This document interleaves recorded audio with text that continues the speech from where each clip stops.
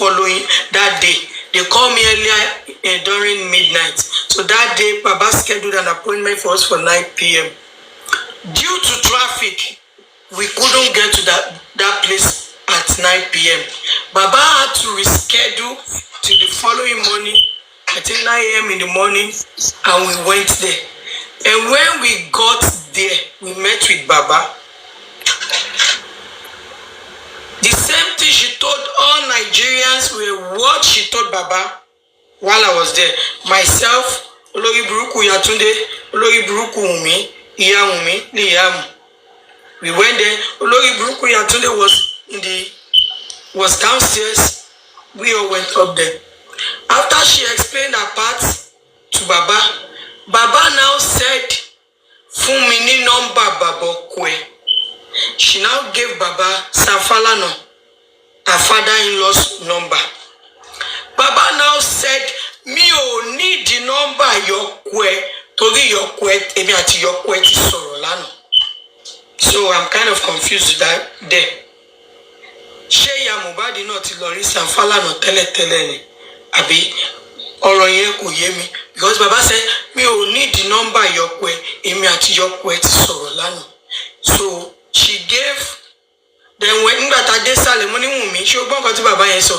Ṣé màmá ti lọ rí Safalano ni tí wọ́n sọ fún wa? I don't know. Ṣé you get? But it's none of my business. So the only person she gave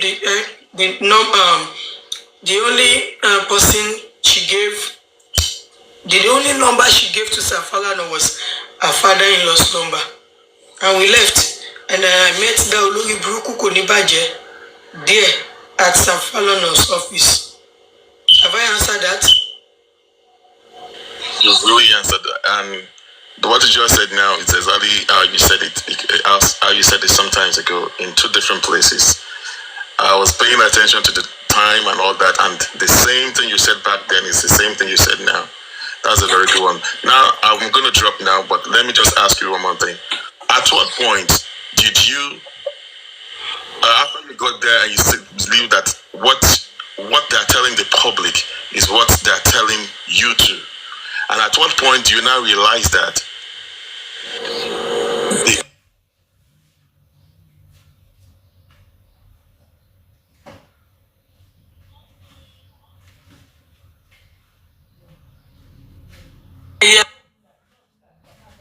I realized I didn't talk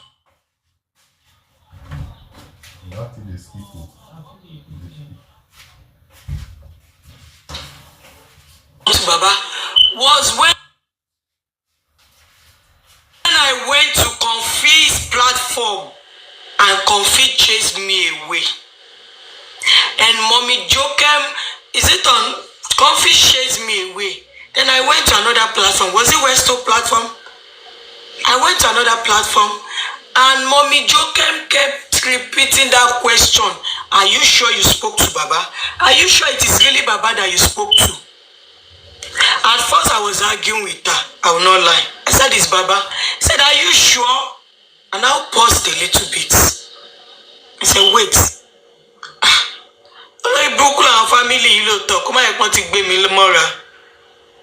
And I went back to listen to the voice note of when Yatunde was glad.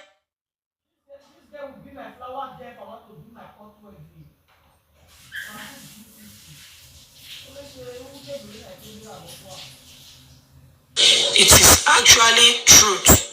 And when I found out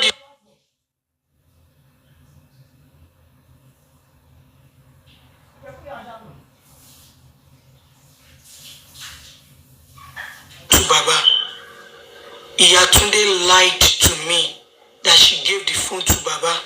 I never spoke. It wasn't Baba she gave the phone to.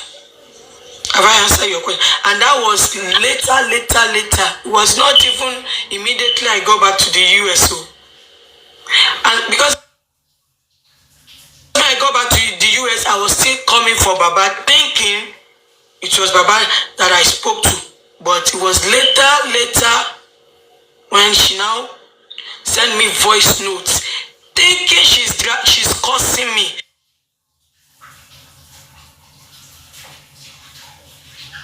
But in between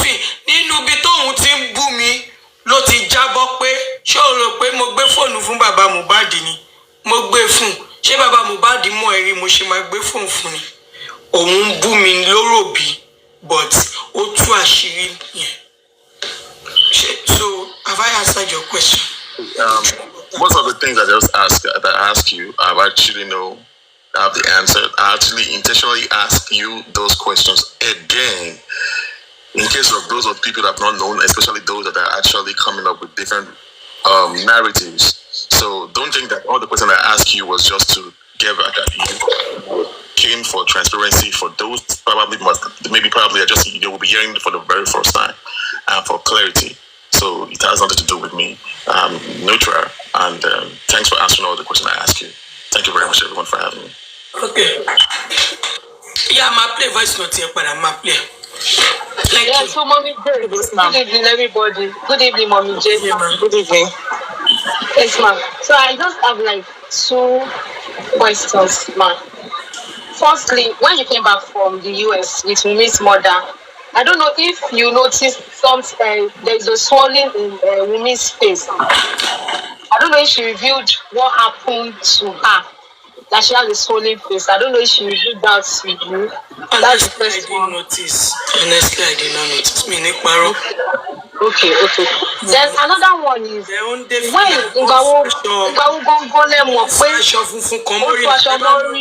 never notice aṣọ funfun kan ló ń wé so me notice no ó máa bu aṣọ ó ṣe because ẹlòmíà tún sọ pé ṣé kò wá kí n tú ni me notice mi ní parọ́. Okay. Then when did you notice that they have been lying to you? Because the point about me te ban bo on my change conversation on my dákẹ́. Ṣé mo máa rántí date àti time ni kí ló dé tẹ́ fẹ́? No, it's for date and time. No, me it's for date and time. Ó máa ní conversation kan tó máa wáyé tó máa fi change ọ̀rọ̀ bóyá ẹ kàn sọ̀rọ̀ nípa Liam àbí ẹ sọ̀rọ̀ nípa Mohbad. Ó wá change ẹ̀ sí nǹkan mi pé bí conversation wo lẹ ń wá.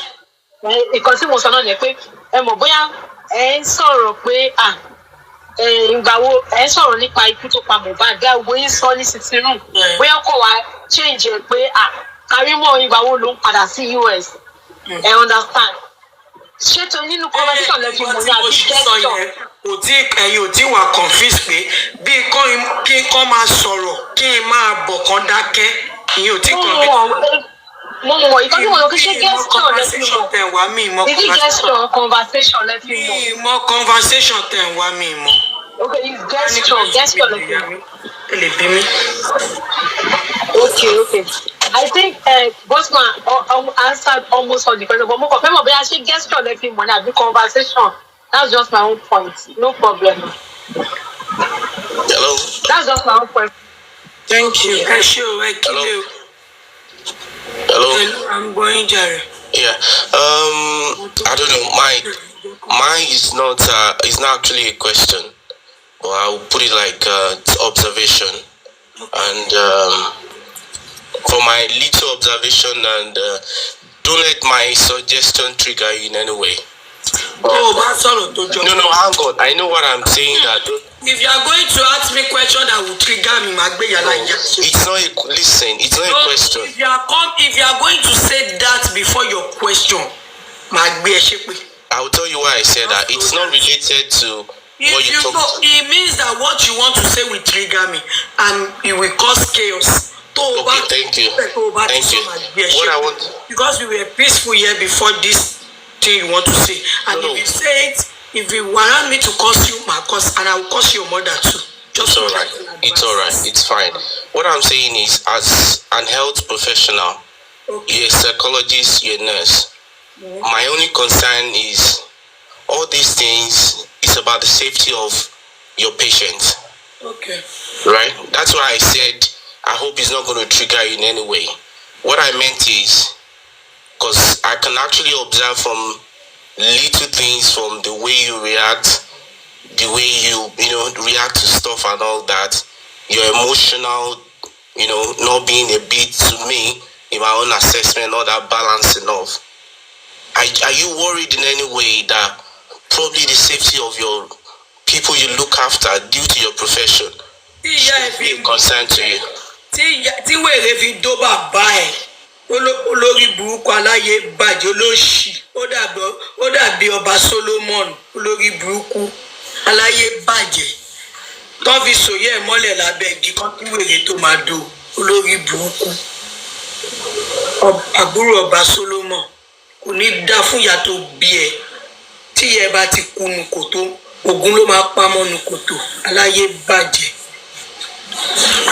Next question, Jerry. Okay, I think I remember my question, and this will be my last question. Please, ó sọ pé bí mo ṣe ń feel now ta ló sọ kí ṣé tí ò bá sí nǹkan kan tó ṣẹlẹ̀ màá wà ní mood tí mo wà yìí then ta ló wá sọ pé mood tí mo wà yìí tí n bá rí patient mi ní take care abolórí burúkú ni wọ́n fi iṣẹ́ bẹ́ẹ̀ mi ni wọ́n máa ń pè mí lọ pè mí bọ̀ kí n wá ṣiṣẹ́ ni ṣòro pákà máa pẹ́ ní àpọ̀sí ni tọ́ bá pa àwọn tó smart tọ́ mọ̀ pé wọ́n wà competent àwọn ló máa kọ́kọ́ pè kọ́ tó pè ràlẹ̀ràlẹ̀ ó ṣì èrè ni 9 years is a joke to you 9 years as a US nurse is a joke to you also as a US nurse ó ṣì èrè.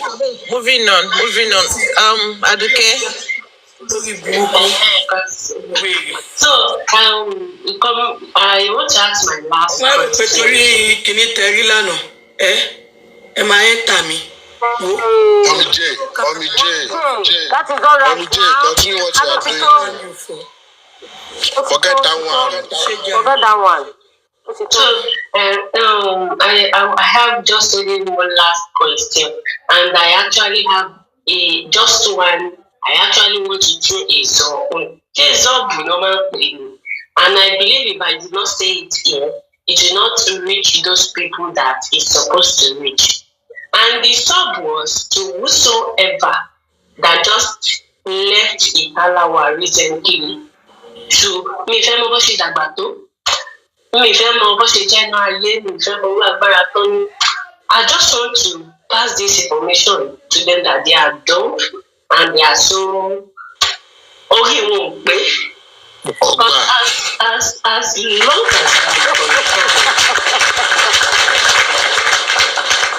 is not that I am saying this, I am not here to join the Talaba, but I really want to throw that stuff to them.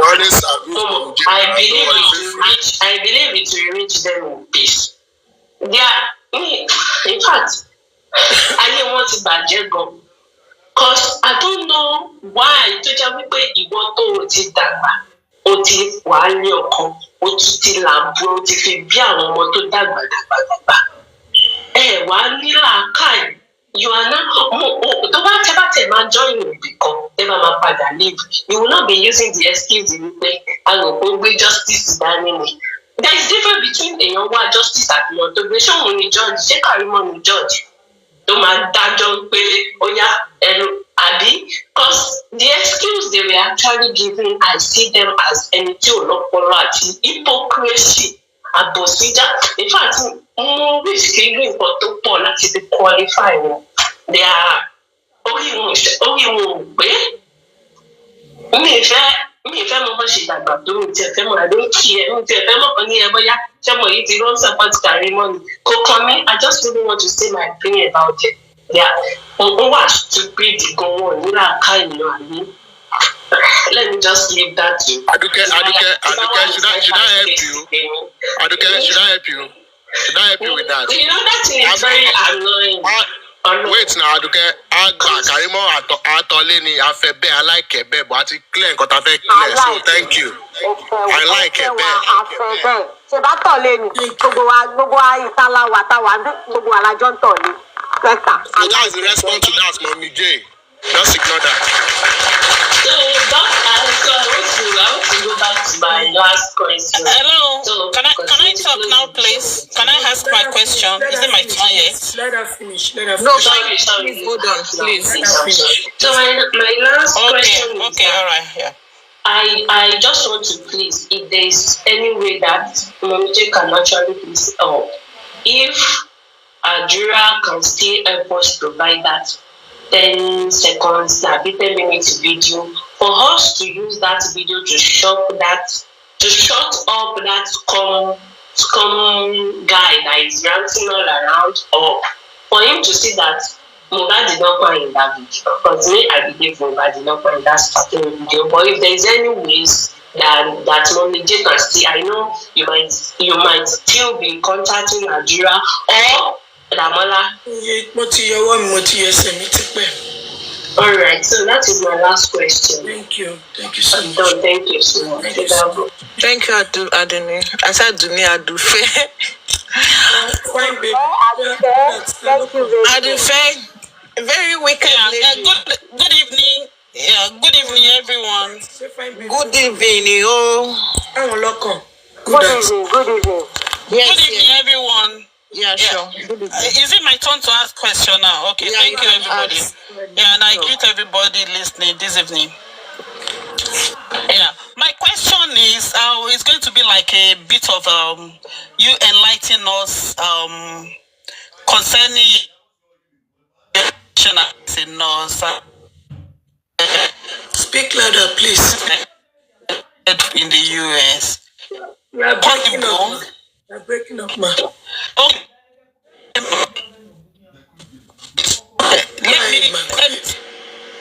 Maybe you should come back. You are breaking up.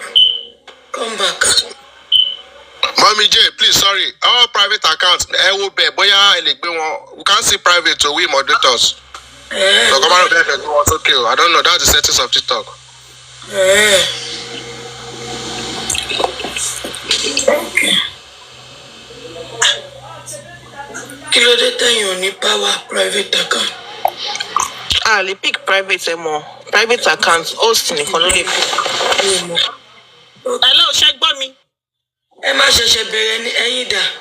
Network yẹn ọ̀dẹ́ má ṣe. Hello, check by me. Ó yá, tí ń gbọ́ báyìí, ó yá ẹ máa sọ̀rọ̀ bẹ́ẹ̀. Oh, okay. Sorry about that. Ṣé tí ń gbọ́ mi sí? Ń gbọ́ yẹn. Okay. Mo fẹ́ béèrè question ni pé as a experienced nurse, 30 practice for 9 years now, like you said in the US. Yeah. My question is more of like an enlightenment to ask you if it's actually possible for someone to die from an anaphylactic shock or from a reaction to injection. So possible, very possible. If there is no immediate response. Anaphylactic shock, yeah. If there is no immediate response, it is possible. It is possible. Very possible. Oh, okay. And that okay. is part of the most common. Okay, it's possible. And most common death too. In the US. Yeah. Hello, can I saw me? I didn't hear you. You said possible. In the US, that's why I don't know, that's why people with allergies, they go around with what? With EpiPen. You have to go around with your EpiPen to avoid that reaction.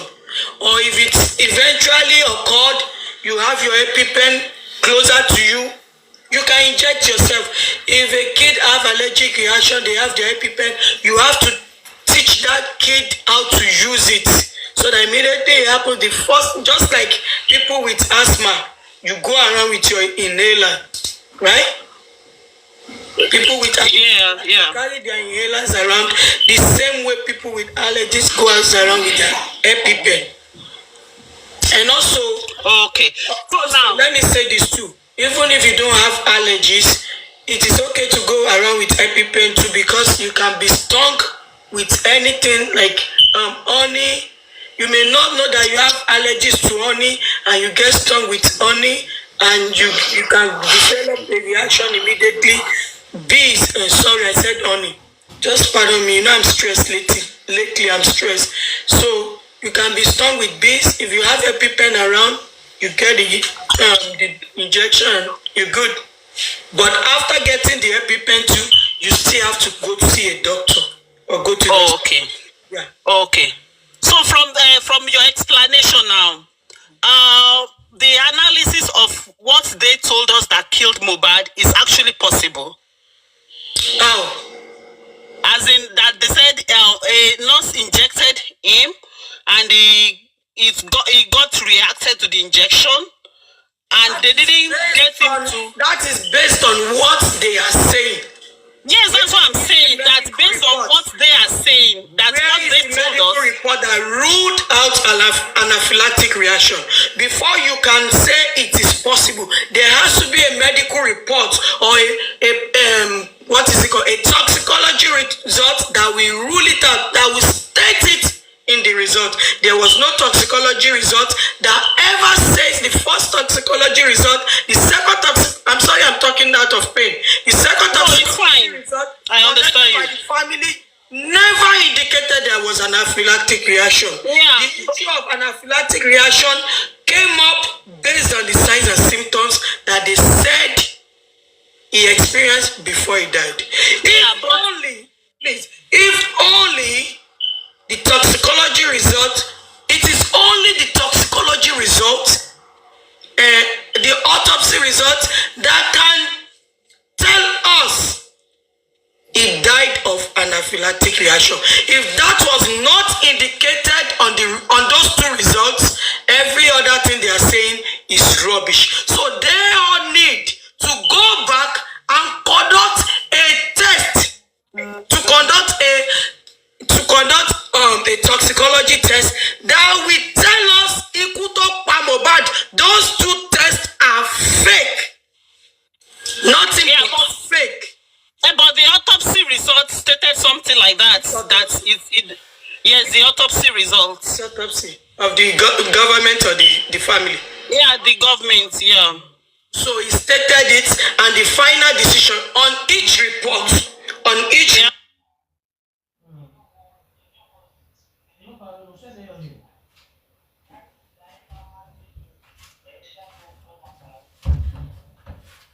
nǹkan tó ṣẹlẹ̀ wọ́n wá sọ final decision, and the final decision says in.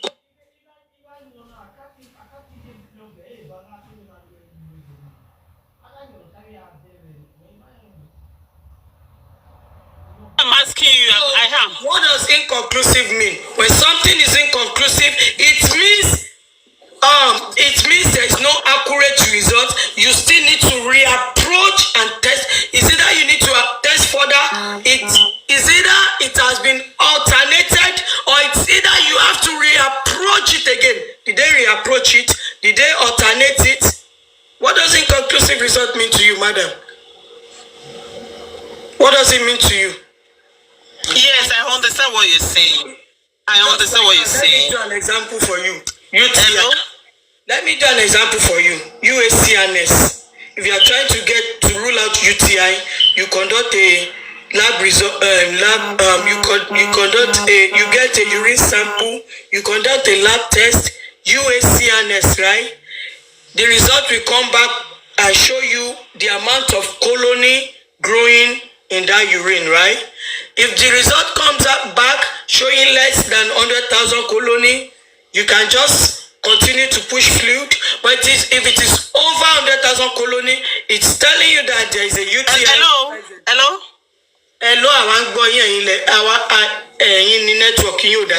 Now, if the result comes back and said it is if you can't get an accurate result, it will tell you. Then you will go back again and get another sample with clean catch. A big clean catch column, I forget it. That is when you wipe first. The patient pee. The first pee, you don't take the first pee. The next pee is what you will get and send to the lab. Abibeko. So, if their final conclusion is saying inconclusive, that means there is no toxicology result anywhere. No doctor. These questions is hello?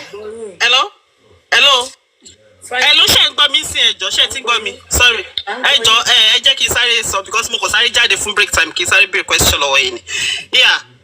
Why I'm asking you this is there are a lot of people watching you right now, and I just want to establish something that it is possible. Kó jẹ́ pé bóyá nǹkan tó sọ pé tí nọ́ọ̀sì ṣe fún, it is possible. Kó jẹ́ pé nǹkan yẹn ló ṣẹlẹ̀ tó pa. I know there is possibility. Kó jẹ́ pé nǹkan yẹn. I'm not taking that from you. I'm not saying that is what happened. Are you a nurse? Saying, Madam, are you a nurse? Fine babe, are you a nurse? does it matter? Does it matter? I'm not going to take it because I'm I'm a nurse. Hello, fine babe. Please. Fine babe. If your You are scattering the program. Hold on, please. I will not take it. I will not take it. No, I'm not saying that is what happened. I'm not saying that's what happened. Don't use possible. Okay, could possible then. But you got him on Sunday, but not in Mohbad case now. Fine babe, hold on. Nígbà tó sọ pé anaphylactic reaction. Kí ni nǹkan tí result yẹn gbé jáde? Inconclusive, right? Hold on, Joe. Please let me just make a single point. Okay, just a single point. Then you can now educate us on it. I don't want to tolerate that word. No, hold on, please. Hold on. That's why it was your very question initially when you picked it. So possible kí anaphylactic shock kó pààyàn or key reaction from injection kó pààyàn. That is what I wanted to ask you. And you said yes, it's possible.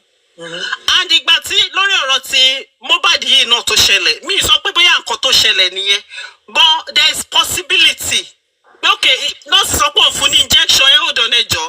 As a medical personnel you can never say there is a possibility. A test have to prove that to you. That's what I'm trying to say. Don't fool yourself here, madam. Sorry, fine babe. Possibility. Yes, Mr. Karimo,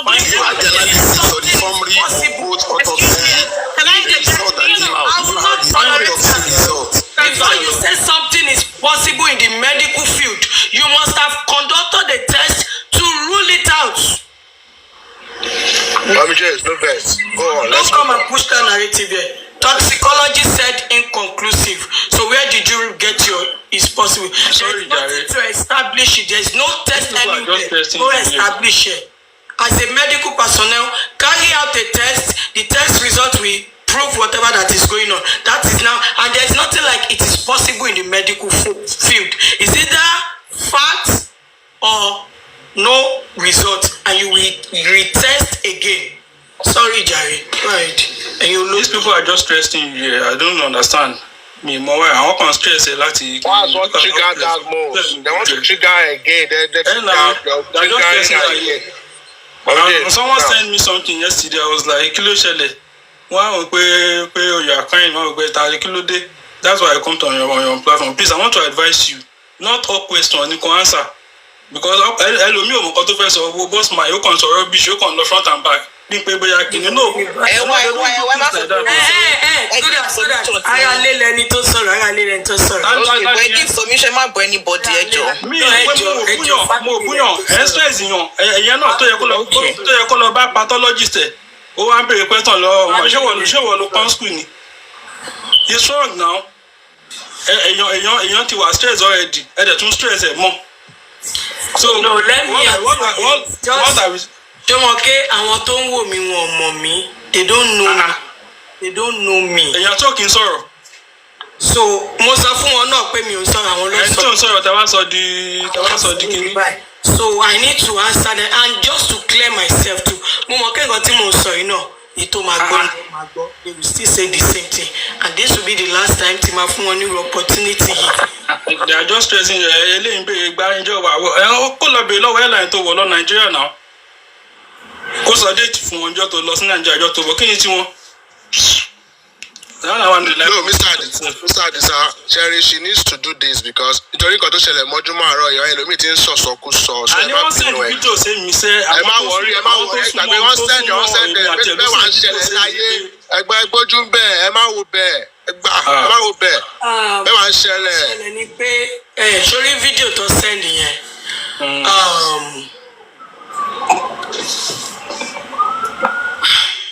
How do I say it? Now you show okay, jẹ́ kí n put it by. No, o lè sọ díẹ̀ nípa mi, kò sọ briefly. Because àbúrò mi ọmọ tí ìyá mi bí síbò mi. Káàmpù ẹ̀ kan wà níbi kan tó ń pè tèmi bá fún àwọn olórí burúkú tó wà tí wọ́n jọ máa ń boom tọ́jọ́ máa ń spread wrong narrative. So àwọn ni you know they have said a lot of things to the media about me and all that, but only the people that are closer to me don't know me genuinely. Even families, you know now, families are betrayers right now. So what if betray me? So dá wà ní bọ́ mo mọ̀ pé ẹ̀yin tẹ́ mọ̀ mí kí bọ́bọ́ ìtòkù ẹ mọ̀ pé mi ò kí ń ṣe nǹkan tó ń pèntì níta ń bẹ̀yìn tí mo lè fa àtàárọ̀ yìí nìyẹn. Yeah. I was like, I think I think I need to come on your platform to just say one or two. That's just it. I think you need to take it cool. Relax because you are stressed already. I can see it on your face. You go for it. Thank you. Yeah, You're welcome. Anybody who has already sorrow, Okay, mommy Jejo, my fake, ẹ ṣe ẹlẹ́gbọ̀n Àdìsá àgbà. Àwọn family tí ò like bẹ̀ ṣe ń disturb mi wá para fún yín ni.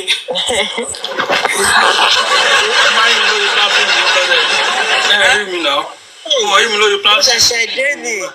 Àwọn kèkè kí ló ń ṣẹlẹ̀ ń ta láwà. So mommy J, ẹjọ́ mo fẹ́ kẹ́ sọ̀rọ̀ nípa nǹkan tó ṣẹlẹ̀ lánàá and what happened, like nǹkan tó ṣẹlẹ̀ gan tí everyone trigger, and because àwọn èèyàn ń gbé kiri pé ẹ̀ ń gbé Liam ṣe pé wọ́n mọ ìdí tí ọ̀rọ̀ ìpè yẹn fi wáyé, nǹkan tó ṣe àti nǹkan tẹ́ react lé lórí. So ẹjọ́ explain so àwọn èèyàn máa understand the video. Paparazzi, sorry, good evening. I didn't come for that. I want to ask a question because Karimo said we should ask a question, yeah? No. Do you mind? No, hold on. Let Paparazzi finish. Please, she said something. Okay, because they would, right, okay. Okay, okay, mommy J kàn béèrè, ẹ má worry. No, mo fẹ́ sọ kẹ́ni tó lọ. Okay, yeah, so nǹkan tó ṣẹlẹ̀ lánàá tó fi accuse yín pé ẹ ṣépè fún Liam. Tẹ̀dẹ̀ fi show reaction in that way, tẹ̀ fi ké. Nǹkan tó ṣẹlẹ̀ ni pé nǹkan kan ṣẹlẹ̀ nínú family. Má sọ mi pé ogun family ló gbé mi dé social media ó dẹ̀ pẹ̀lú I'm fighting social media war and I'm dealing with family war too. Oh more now, right? So only step sister mi kan step sister mi ni tí mo ní wọlé sí US ńgbà yẹn. Ọmọ yẹn UK ló wà ó wá fẹ́ cross sí US. Tí mo ti bá sọ̀rọ̀ sí it's been years. Bọ́dà pé mi ìrántí bóyá bíi 2 years ago. Ó kàn chat mi ṣé 2 years ago no 2 years bóyá bíi 4 years ago. Ètò chat mi náà bóyá 2021 or 2022 ló chat mi. Ó ti ń chat mi before then mi dá lóhùn just because the way I was treated in my father's house. Wọ́n á sọ ọkọ mi ní dá lóhùn náà.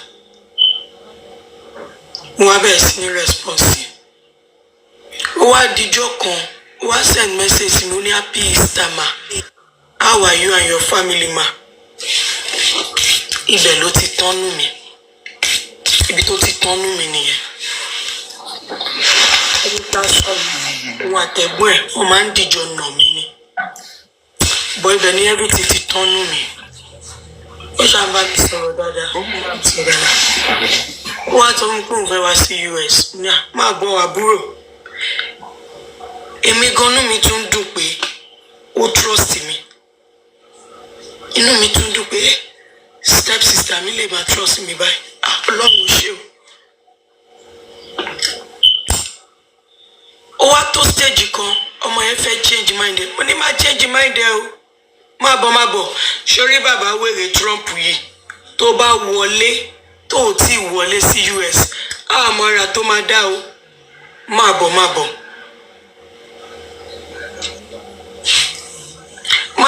bọ̀ o. Ó wá lọ Ọlọ́run ló ní kọ́ ọmọ ẹ̀gbọ́n sí Nàìjíríà rárá tí Trump ń dá sí. Ó dẹ̀ wá. Òun ló sanwó tó fi ṣe fáìlì ṣe gbogbo ẹ̀mí kan mo san. But owó ticket èmi ni mo gbé. Ara ticket 1,000 plus. Ó máa ní stopover in Canada. Èmi ò mọ̀ pé tó o bá ní Canada visa. O lè gba Canada, o lè ní stopover in Canada. You have to have a Canada visa. Ìgbà tí ó dé airport, wọ́n sọ pé kò lè fò torí visa torí stopover tó máa ní Canada ló bá pè mí mo pe airline làwọn agent ní ó gbọ́dọ̀ ní Canada visa kó tó lọ gba Canada visa kó tó ṣe gbogbo ẹ̀ time ma ti lọ ó dẹ̀ ń bọ̀ school mo wòye tó wà ní àkáǹtì mi pé ṣọmọ yóò wá ní wọlé ni school ẹ̀ dẹ̀ máa resume ní wíìkì yẹn n bá tún padà lọ sí kí ló pé ticket 1000 plus ó jóná ààrí ticket yẹn lò tí mo kọ́kọ́ rà ààrí lò that same day mo tún ra another ticket fọ́mọ yẹn èmi olórí burúkú ẹ̀ ṣó ń gbọ́ that same day èmi tí mo ra ticket $1000 plus tí ò wúlò torí kò lè ní stopover Canada mo tún lọ bank mo tún lọ yọ owó service mi mo tún ra another ticket mo wá ra yẹn sí bí mo ṣe wá ra ticket mo